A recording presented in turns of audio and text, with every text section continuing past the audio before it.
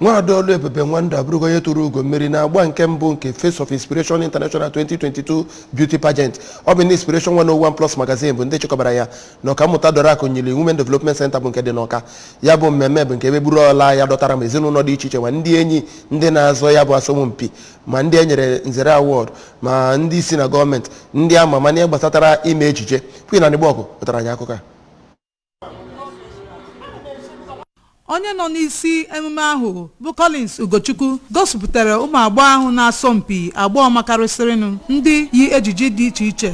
O nwekwara ihe ngosipụta dị iche iche nke mere ndị bịara ọgbakọ ahụ obi ụtọ.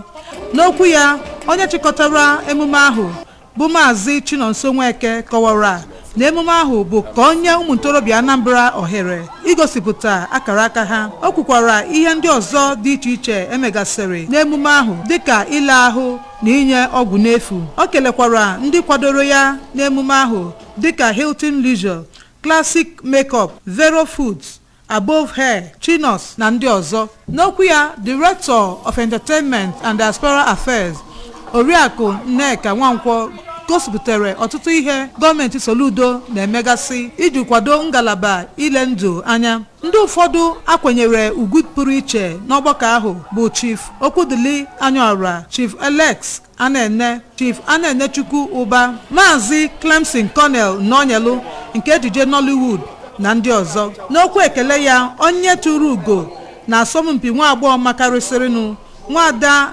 Nwandu kwuru ọtụtụ ihe ọ ga-eme iji kwado otu Inspiration Magazine. Queen Anịgbọgụ, akụkọ ụwa ABS.